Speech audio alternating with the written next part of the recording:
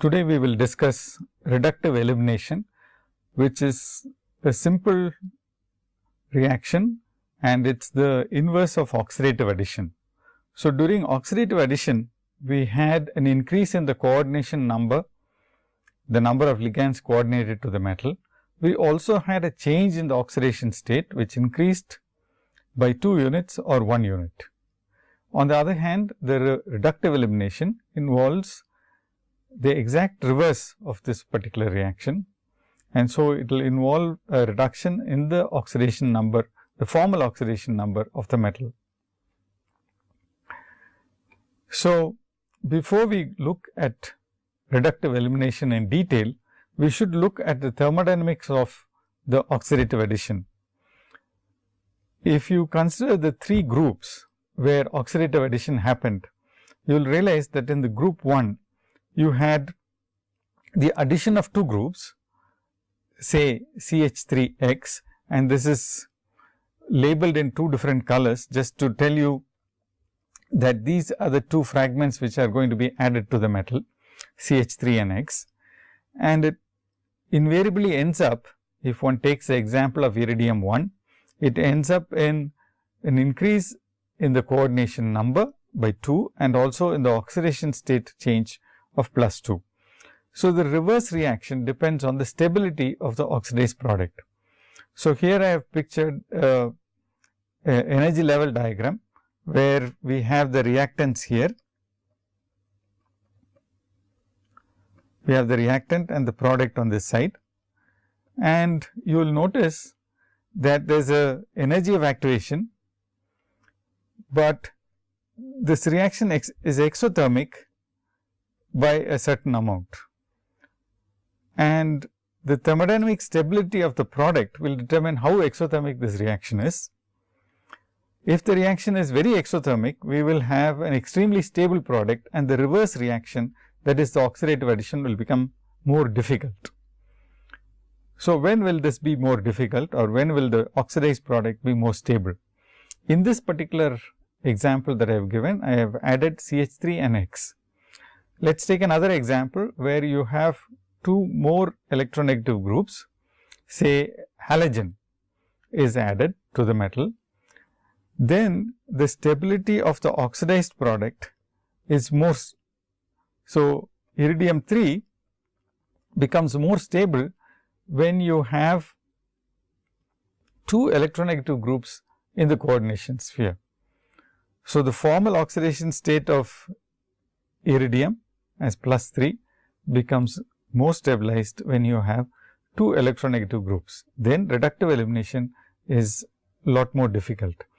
And it is obvious from this energy level diagram that the energy of activation for this process is going to be greater. So, the energy of activation in this instance is going to be this large amount, and so this will become a more difficult process compared to the reductive elimination of CH3X. So, this is just to illustrate the principles involved in the reductive elimination process. It is primarily dependent on how stable the oxidized product is. If the oxidized product is extremely stable, then reductive elimination will be a high energy process. Let us now take the group 1 addenda and let us try to explain how a reductive elimination might take place. The principle of microscopic reversibility suggests that if a reaction proceeds in a particular path, then the reverse reaction, in this particular case the reductive elimination path, should retrace the steps which it took when it formed the oxidized product. So, we started with a metal in plus 1 oxidation state, and we ended up in a metal in plus 3 oxidation state, and you will notice that the product which is given here, the product, if it has to lose 2 groups, can do so in a variety of ways. It can do so in a synchronous fashion, in a concerted fashion, but what happened in the oxidative addition was a stepwise reaction. It was an SN2 reaction between CH3 and X. So, in the reverse path, one can imagine loss of X. So, that is X here is lost from the coordination sphere of the metal and you form an ionized product. So, X minus is formed and the metal complex, positively charged metal complex is formed. So, this is basically an exit of this X. So, X has to be a good leaving group. You will immediately notice that there is a complication. Instead of X, this other group Y can also leave. So, this group Y can also leave. So, let us take the next step. Now, X minus has to make an attack on CH3 in an SN2 type of fashion, and if it does that, CH3X will be formed and the original complex will be released. So, this is what is dictated by microscopic reversibility. So, you expect ionization of the product, and in the second step you expect attack of X on the CH3 group. So, if you take the second group of molecules which carried out oxidative addition, you notice that there are some addenda like oxygen, where one bond between the two atoms which are adding on was retained. In fact, in group 2, all of them will retain one of the bonds. In the case of acetylene, there are 3 bonds, and so it will end up with a product which had only 2 bonds. But invariably, in the case of systems where you have an electronegative atom like oxygen, it is highly unlikely that the reverse reaction is going to take place, because the oxidized product will be extremely stable or it can undergo further reactions. As in this particular instance, you have a dioxygen adduct which will react with some other species and carry out a redox reaction of, say, the ligand or a substrate. And we also notice that in the case of acetylenes, you have, after oxidative addition, which involved 2 acetylenes, for example, in the cyclic catalytic cycle that I have written here, you will have a second substrate coming in, and so you can do an insertion reaction and then eliminate, say, an arene. So, elimination of arene in the final step, which is indicated here, elimination of arene turns out to be a thermodynamically very favorable process, and so you take acetylenes and convert them into arenes after performing an oxidative addition. What we have achieved is oxidative addition with one substrate, and subsequently through insertion reactions we have carried out the transformation of that substrate into a very different molecule, in this case an arene. So, in the third group, we have no multiple bonds, nor do we have polar groups. In the first group, we had polar groups. In the second group, we had multiple bonds, but in the third group, we have neither polar groups nor do we have multiple bonds. And this is typified by hydrogen aromatic CH or an SiH on a SH bond. Here the polarity is typically very small. So, let us take a look at how these molecules will undergo redox reaction. If you remember what we said in the beginning of this lecture, if you have 2 electronegative substrates, oxidative addition becomes favorable. Here we have substrates which are not very electronegative, and so the reductive elimination or the reverse reaction would be an extremely facile process. In fact, it is very difficult to carry out oxidative addition in these substrates, and the reverse reaction is always favorable. For example, we took this case where you can photolyze a carbon monoxide complex, and photolysis leads to elimination of one carbon monoxide from the coordination sphere of the metal, and it leaves you a iridium 1 species which is coordinatively unsaturated. This coordinatively unsaturated species can add on methane, and if it adds on methane such that hydrogen and methyl group are added to the iridium, you end up with a iridium 3 species. So, this is an iridium 3 species, and this oxidized product will readily undergo reductive elimination, and in many cases it will reductively eliminate the two addenda that it added on or two different species, and that is what leads to useful reactions.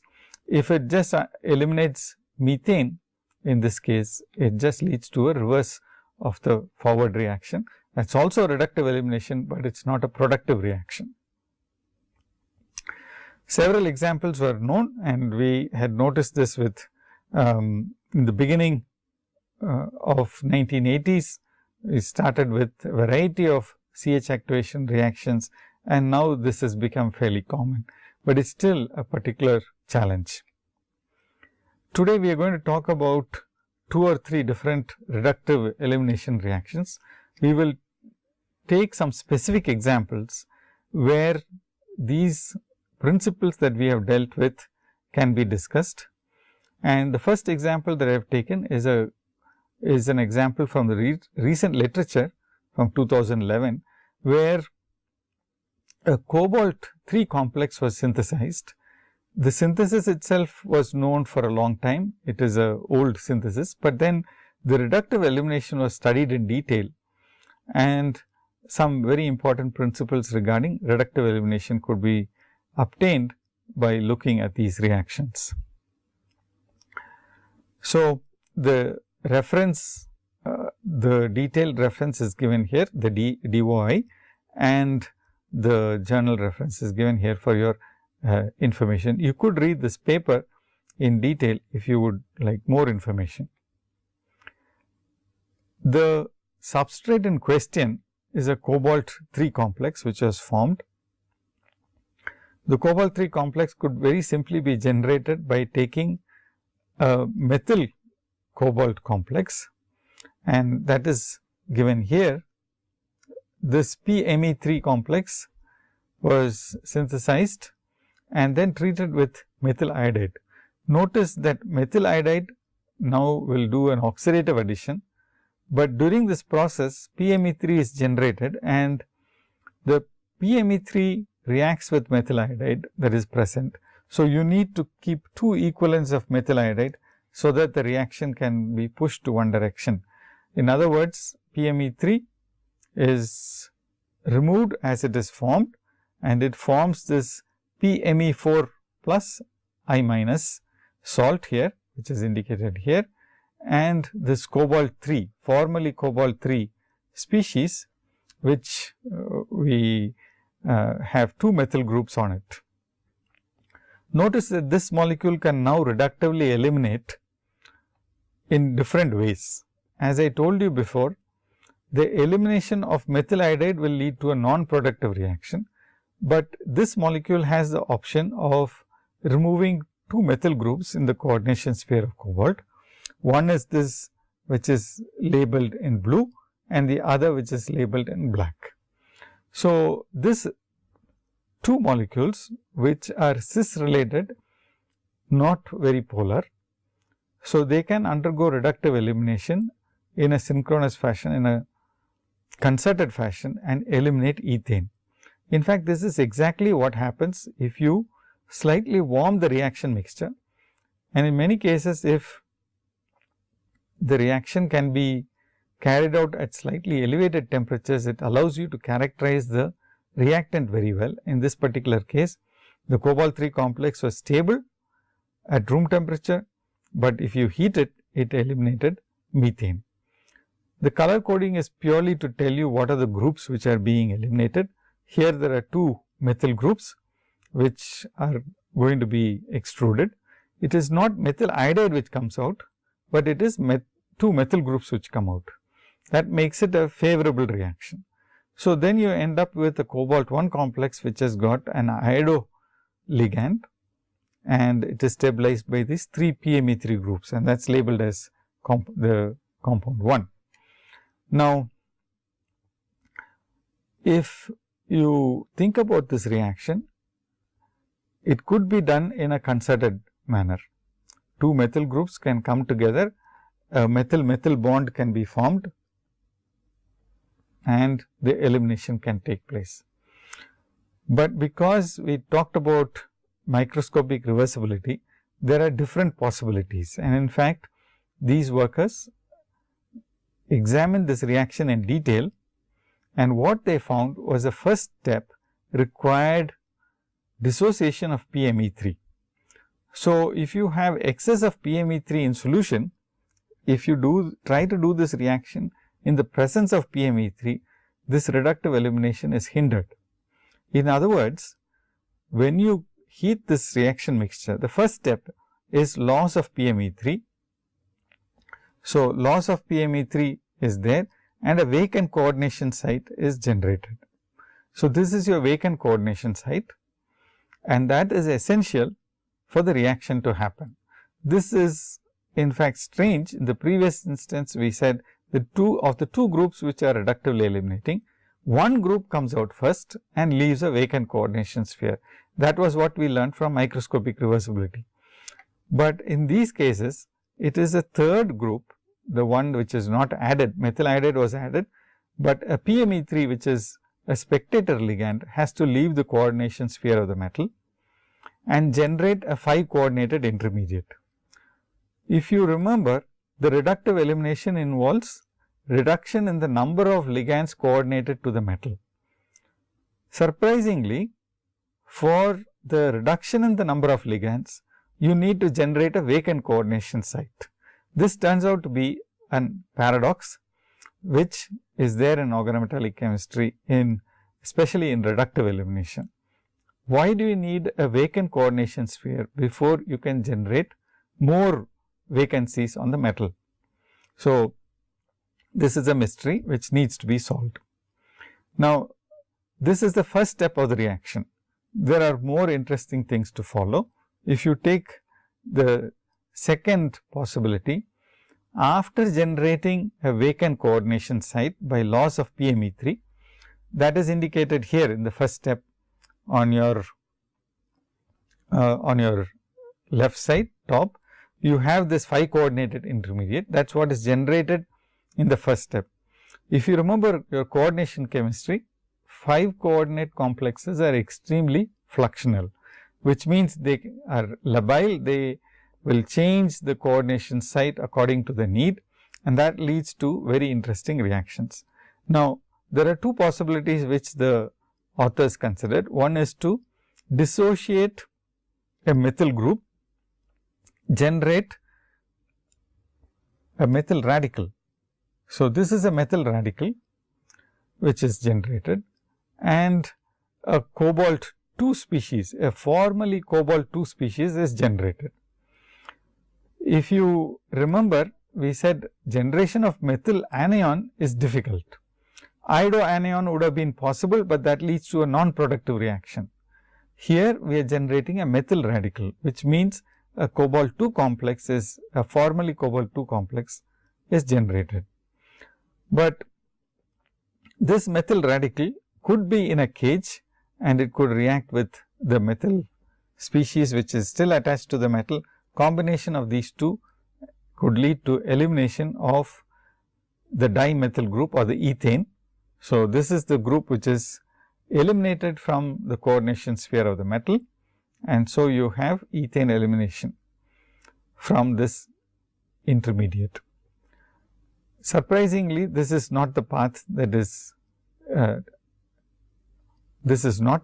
which is favored. It is also possible that you have a concerted elimination after you form the 5 coordinate intermediate. Now, that will give you a species where the 2 methyl groups are cis coordinated, and as I told you, because of trigonal bipyramidal species being fluxional, you can have rearrangements which will lead to cis arrangement of the 2 methyl groups, and elimination, concerted elimination can give you ethane. A third possibility was also considered by these workers, and that involves both reductive elimination and also insertion reaction. Considering the fact that you require a vacant coordination sphere on the metal, let us generate it with this 5 coordinate intermediate. Having generated a 5 coordinated intermediate, you could in principle generate from this methyl group, you have 3 hydrogens on this methyl group, 3 hydrogens are there in this methyl group.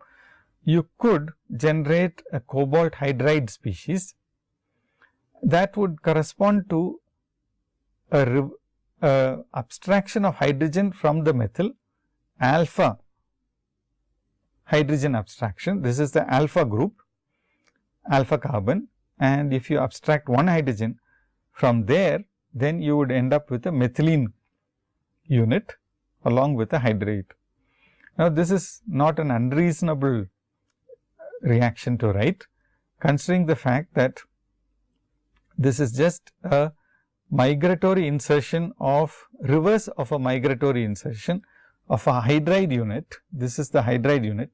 If this migrates on to the CH2 group, you would end up with the reverse reaction, that is the methyl group formation.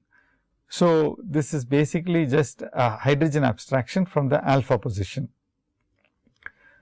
You can think of this as a nucleophilic attack of a hydride onto a neutral methylene group. So, this is a migratory insertion and its reverse. What we are talking about in the black in the forward reaction is actually the forward reaction is actually the hydrogen abstraction. This is the hydrogen abstraction reaction. So, now having formed this methylene group, you could now have a second step in which the methyl group, which is again cis to the methylene group, this can now carry out a nucleophilic attack on the methylene group. So, that is now a migratory insertion of the methyl. If that happens, this is a migratory insertion of the methyl onto the methylene, you would end up with a ethyl moiety on the cobalt, and you will notice that these are color coded. The migrating methyl group, the anionic group is the one which migrates to the neutral group. So, that is what we have written, it is a migratory insertion. So, the methyl group attacks the methylene unit and an ethyl moiety is formed, is generated on the cobalt. If you now eliminate ethane, you can very easily generate CH3 CH2H by eliminating these 2 units together. So, you can just eliminate these 2 units and both of them are cis related, they are cis related, and it can have a reductive elimination to have CH3 CH2H. So, this is another alternative mechanism, and what the researchers carried out was to do isotopic labeling in order to figure out whether this reaction was happening or not, and in fact, they showed that this was not happening in the reaction during the course of the reaction. So, they considered 3 reactions, and based on their results, they concluded that path B, where you have a concerted elimination. This is path B, concerted elimination is the most favorable pathway, and alpha elimination to give you a series of migratory insertions and alpha abstractions is not happening. So, in other words, this is not happening, this path is not happening, and the radical elimination was also not happening, and it is in fact the formation of a coordinatively unsaturated intermediate from which a concerted elimination of 2 methyl groups happen, and you have the reductive elimination. So, the various paths that the molecule can take, because it is a 5 coordinate intermediate, are listed here. We can start with the 5 coordinate intermediate, which is here, and then we can carry out Berry pseudo rotation, which is basically a reaction in which the 2 equatorial groups become axial, one equatorial group remains stationary, and that is called the pivot atom. So, if the black methyl is the pivot, which means this is the pivot. Let me color it for you in a different color. So, if the pivot atom is this, if this is a pivot atom, then we will move the equatorial groups, the two green equatorial PME3 units, and make them axial. You would end up with an intermediate like this. And this intermediate, which will be a slightly higher energy intermediate, can undergo another Berry pseudo rotation, and that can be carried out. This time you take the three equatorial groups are the methyl, the iodo group, and the another methyl group. And so you can note, you will notice that the two methyl groups can be interchanged through this Berry pseudo rotation process, and you can end up with a second intermediate, which is listed here on, which is the intermediate here, through another Berry pseudo rotation. This time the blue methyl is a pivot. So, that means we keep this constant and we carry out a Berry pseudo rotation in such a fashion that the methyl and the iodo units, which are labeled in black, become axial groups. So, this is the axial group now. So, this is the axial group. So, this angle contracts, this angle between the methyl, cobalt and the iodo group contracts, and the PME3 units come together to form a Berry pseudo rotation product, which is listed here. Now, you can see how the two methyl groups can interchange very easily during the course of this reaction, and you can have elimination of methane, resulting in the formation of a product, which is a cobalt 1 process, cobalt 1 compound. So, reductive elimination is a fairly complex process, and recently more detailed investigations have been carried out. And in this particular study, which brings out some very important principles, it has been possible to figure out how palladium 3 compounds and palladium 4 compounds can undergo reductive elimination. In the example that I am going to first discuss, it is primarily a palladium 4 compound, which is again a mononuclear intermediate, which is formed, and it undergoes reductive elimination to give you a C-O coupling. As I mentioned to you, if there is a possibility for C-C coupling and C-O coupling, reductive elimination might very often favor a C-C coupling. But in this particular instance, because of considerations that are steric in nature and also stereoelectronic in nature, basically you end up with elimination of two cis groups, which are C and O, and you have only a CC elimination product. CC elimination product is not favored. CO elimination is favored, and the research has been focused on how we can make CC coupled products. So, let us take a look at this reaction in detail, which will help us to understand some very important principles. If you take a species which is palladium 2, you can have a palladium 4 intermediate through an oxidative addition of a CH bond. In this particular instance, the CH bond that is oxidatively added is given here. This is the CH bond which is going to be oxidatively added, and it forms a bond with palladium, and one of the acetate groups leaves with the hydrogen which is present on the arene, so much so that you have an intermediate which is a palladium carbon product, palladium carbon bonded product. And you will notice that from palladium 2 you have changed the oxidation state to palladium 4. So, in this palladium 4 intermediate, which had 2 acetates to start with, you end up with only one acetate, and HOAC has been removed. HOAC has been removed, and so this proposed intermediate can undergo reductive elimination. This time it undergoes reductive elimination. Again, the elimination happens in a cis fashion. So, these two bonds are broken. The two bonds that I have marked in green are broken, and an acetate aromatic ring bond is formed, and the product is the acetate functionalized aromatic phenylpyridine. So, this product is formed exclusively, and the intermediate is supposed to be a palladium 4 intermediate.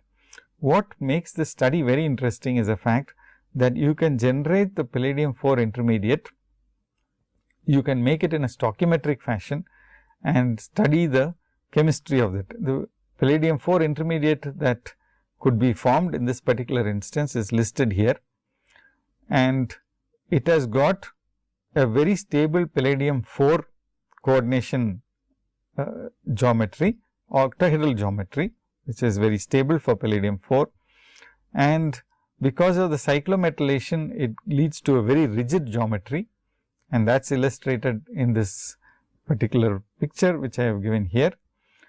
And the carboxylate ligands, the two acetate ligands which are present in the coordination sphere of the metal, are the ones which allow for reductive elimination, and it can be introduced by oxidation with phenyl iodosoacetate. So, let us just take a look at this reaction. If you take the bis cyclometallic product, which is again palladium 2 formally, because these are anionic ligands. So, if you look at this ligand,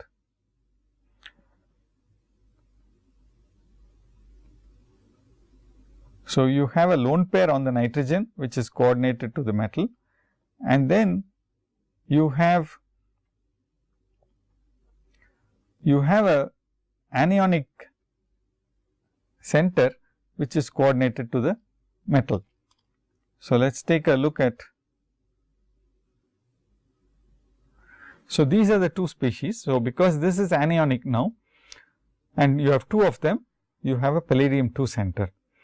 You can oxidize this species with phenyl iodosoacetate, which is an oxidizing agent which has got iodine in the +3 oxidation state. If you treat this molecule with phenyl iodosoacetate, you will end up with removal of pHi. This is actually minus pHi, and OAC is added on to the palladium. So, palladium 4 complex is formed, and this is formed in good yield, and this now allows you to characterize this intermediate very well and then study the reductive elimination. Here is the crystal structure of the palladium 4 complex, and it is interesting that this type of a geometry, coordination geometry, leads to 16 different CH signals. Each one of these hydrogens is unique and gives you a different signal in the NMR spectrum, because the environment around them is different. So, you have 16 of these hydrogens on both rings, and all of them have a different environment. Since this is not particularly a spectroscopy class, we will not discuss the spectroscopy of it, but that allows them to characterize the structure of these molecules very well. If you heat this molecule, you now have the possibility of forming both a carbon-carbon coupled product. You can have a carbon-carbon coupling happening, and that will give you this particular molecule where you have the two phenylpyridines coupled together, or you can have the acetoxy compound. And as I mentioned earlier, although two products are possible, during the catalytic cycle you ended up with only the acetoxy product, and so only the acetoxy product 3 is formed when you heat it. And so, we would like to understand how exactly this whole reaction is happening.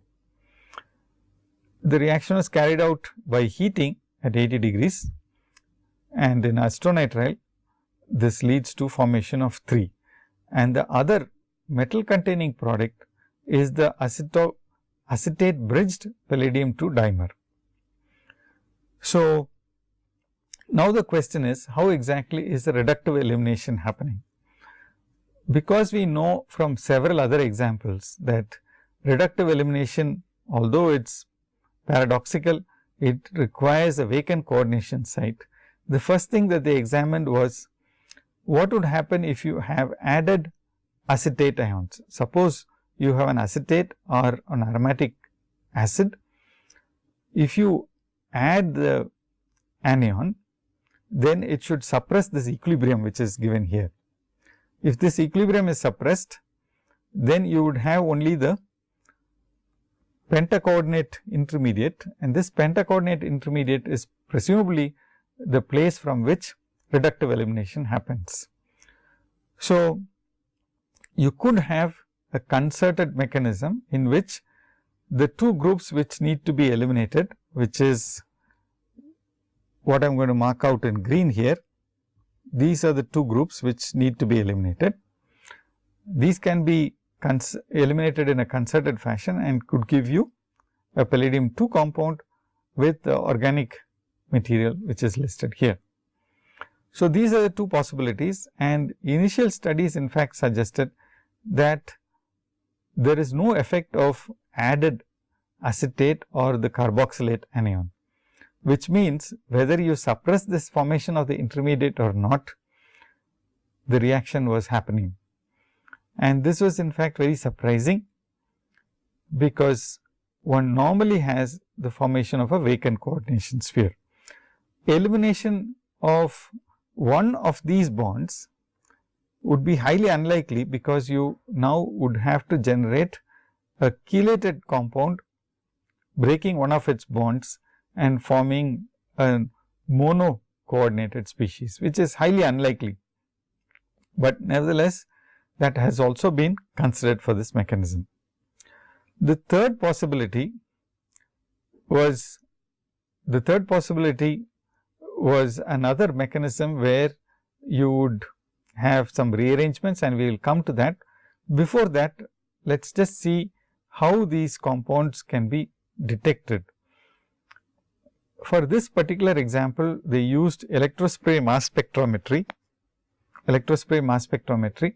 to study the reductive elimination.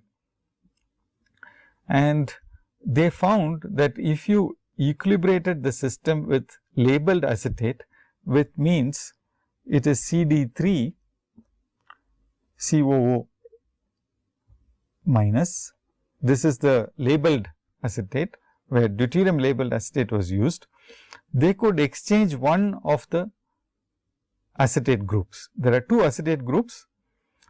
There are 2 acetate groups here, but only one of them underwent exchange. And they identified this using mass spectrometry and a combination of crystallography of a differently labeled carboxylate. In the mass spectrometry experiment, they could show that loss of acetate from the palladium 4 species was readily happening from this position. That means opposite the carbon. Because carbon was having a large trans effect, this group was very labile, and even if you have the labeled acetate, you would end up with a mass of 473, m by z value of 473. If you took the unlabeled acetate, then also you ended up with a mass of 473.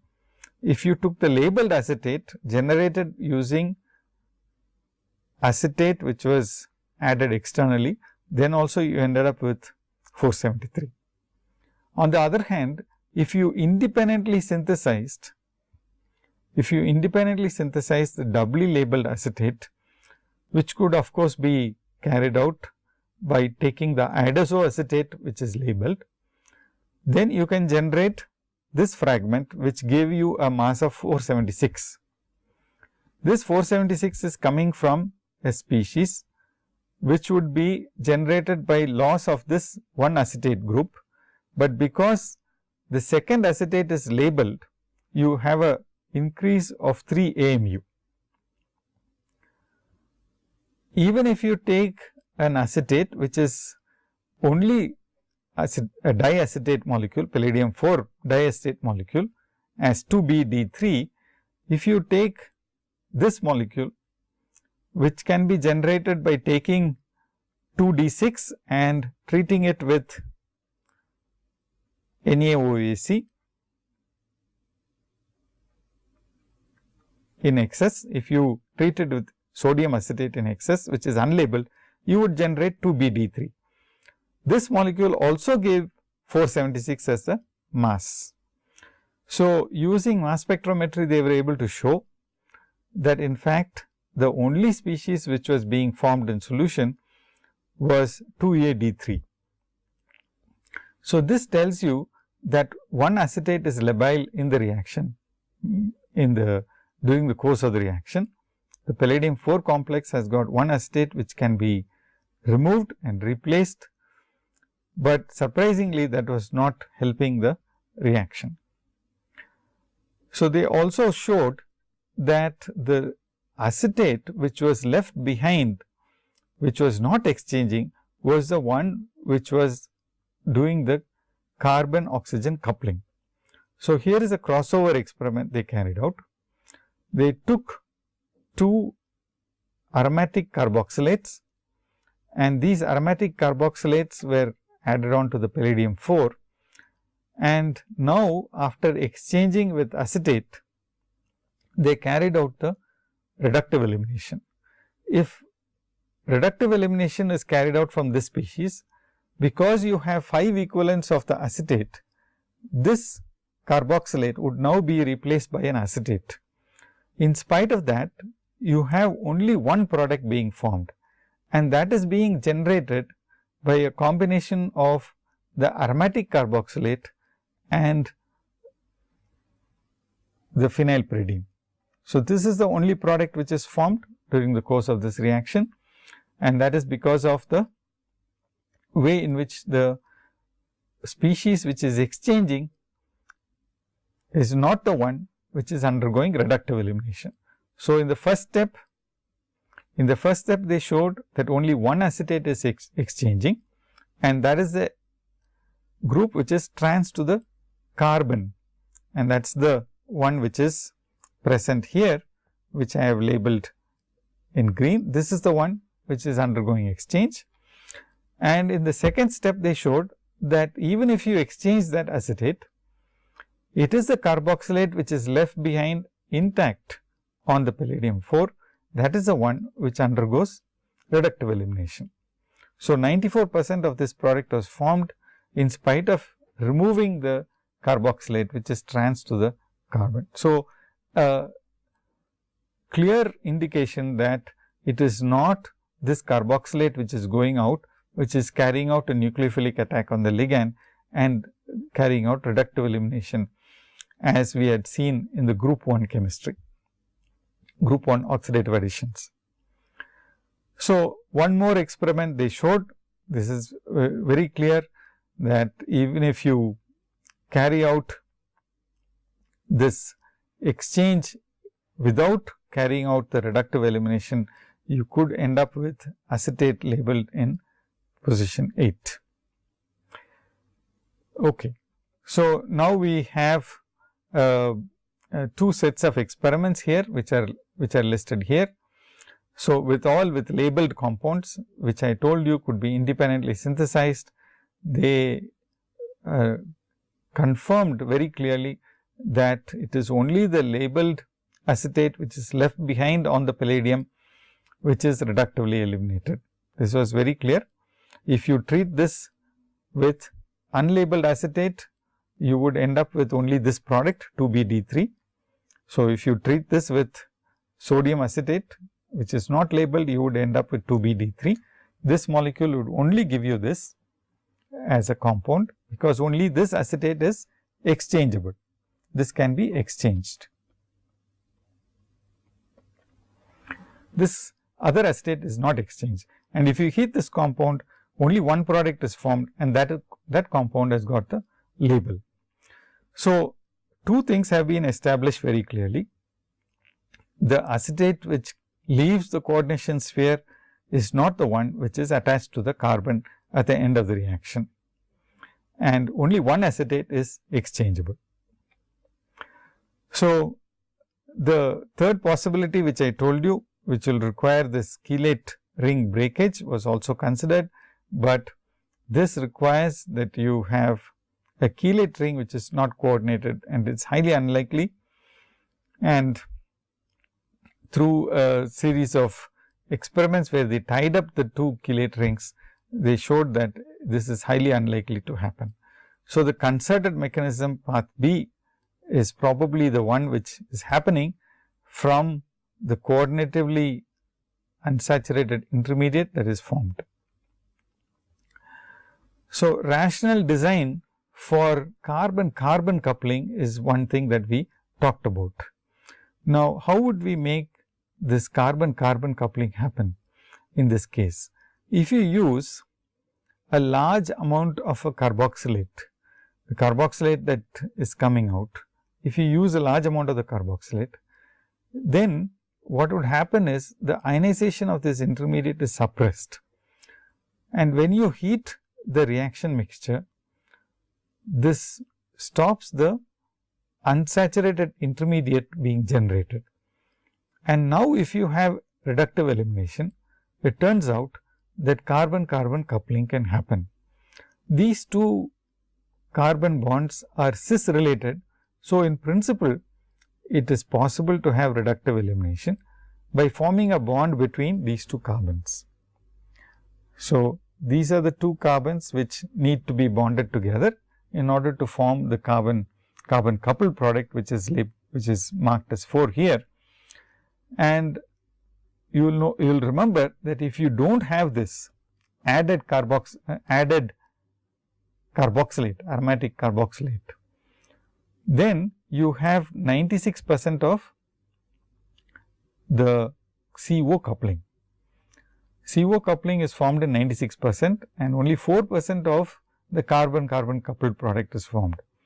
But by adding a large amount of the carboxylate, you suppress the reaction, the ionization, and then a concerted reaction happens, and this time you will have only a carbon-carbon coupling. So, if you go back to this general scheme, you notice that the first step is in fact generation of a coordinatively unsaturated intermediate, then you have CO coupling. Then you have CO coupling. If you suppress the ionization, then you end up with CC coupling. Suppress ionization, then you end up with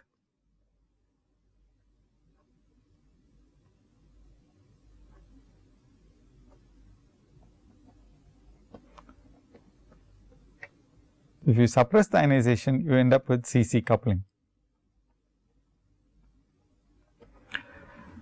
So, this is the first time where both CC and CO coupling in a reaction have been studied, and also a rational way by which you can bias the reaction towards one product has been achieved, and this has been done through the formation of a palladium 4 mononuclear intermediate. In the same year, surprisingly, there was another reaction which was also studied, and we will come to this reaction after summarizing what I have just told you. So, what I have told you just now is that suppressed ionization of the acid leads to CC bond formation and the CC coupled product, and if you have ionization of the acid, it leads to CO coupling of the product. The nice aspects about this paper is that they have studied a very well behaved system which could be thoroughly explored, and they have also characterized the intermediates that are involved using mass spectrometry, NMR spectrometry, spectroscopy, and they have also used a variety of other tools to like X-ray crystallography to show the intermediates that are involved. And it is important to note that multiple options have been explored to prove exactly what was going on in the reaction. Now, before we go to the next step, we have to briefly review some literature that was prior to the 2010, where it was known that reductive elimination could involve these concerted reactions, and that is labeled as 1 here in this projection. You have one which is a concerted elimination. You could also have the formation of a dinuclear intermediate, where you could eliminate X and Y in a bimolecular, after undergoing a bimolecular reaction. In other words, these two react together, form maybe a bond or a bridged intermediate, and in this bridged intermediate, X and Y are reductively eliminated. Microscopic reversibility favors the first possibility, but as I told you, there are several surprises in reductive elimination, several paradoxes. One of them is the fact that you need low coordinated complexes, and they undergo reductive elimination much better than the coordinatively saturated intermediates. Second surprise is the fact that dinuclear complexes seem to be involved, and this is contrary to what is expected from microscopic reversibility. So, one particular example that needs to be talked about is the case of osmium 2 intermediates undergo reductive elimination of methane, and they can also undergo carbonyl insertion. What is shown here is a carbonyl insertion, and during the course of this insertion, you can also have one of the products is elimination of methane. It could have in principle come from a concerted elimination of MENH from a single intermediate, but using double labeling, they were able to show. Double labeling basically means that you make another molecule where you have CD3 and deuterium instead of methyl and hydrogen. So, if you mix the two, then you can see whether it is only methane which is coming out, or if you are getting CD3H or MED.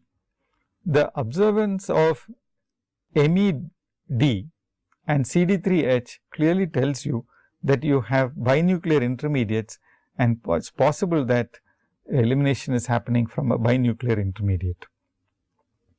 So, these two were considered, both CD3D and CH3H species were mixed together, and if indeed only the mononuclear intermediate is formed, you would only have the possibility of CD4. But because you have both CD3H, CH3D, CD3D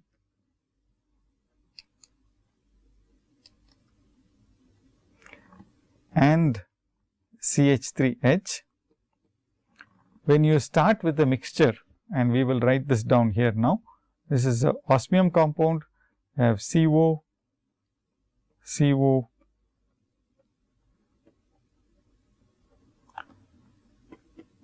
CH3H. If you take a mixture of these two and then pyrolyze the reaction mixture, you would get only CH3H and CD4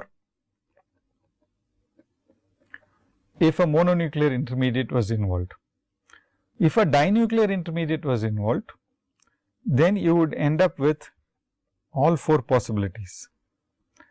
In fact, this was observed, and this tells you very clearly that the elimination is happening from a dinuclear intermediate, and it is possible that species like this are involved, and that is how the elimination was happening.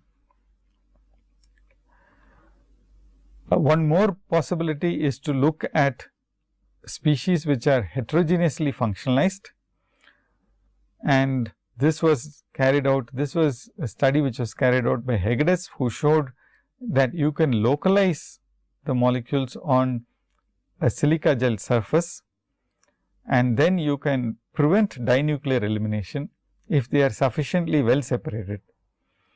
You could have elimination if they are close by, and then if the concentration of the catalyst is very high, loading level is very high, then the probability of dinuclear elimination will keep increasing.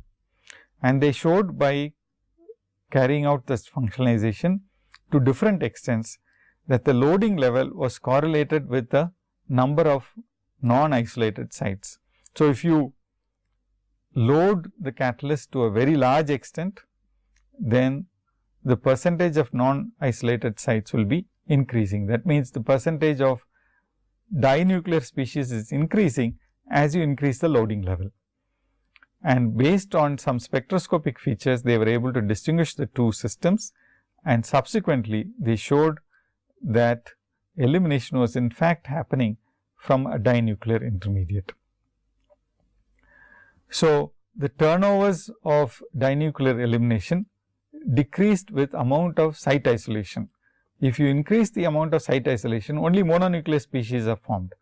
If mononuclear species are formed, then reductive elimination is unfavorable, and in fact, that is what they showed here by plotting percentage of site isolation with turnover number.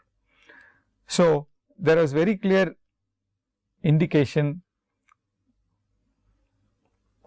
So, there was very clear indication that the elimination was happening in a dinuclear intermediate. Now, we will conclude today's lecture by just briefly looking at what we have studied, and what we have seen is that reductive elimination happens in a variety of ways. The mechanism of the reaction is fairly complex. We have also seen that dissociation is essential. This turns out to be a very important and paradoxical factor, but dissociation is essential before reductive elimination can be carried out. And we have also seen that the different compounds, whether it is cobalt or osmium or palladium, the reaction mechanism has to be examined in detail in each case before one can conclude that the reaction is happening by a particular path. But the only thing that can be told for sure is that dissociation of one ligand is needed, and in all probability the cis groups will be reductively eliminated in a concerted fashion. So, we will consider some other complicated examples in a future lecture.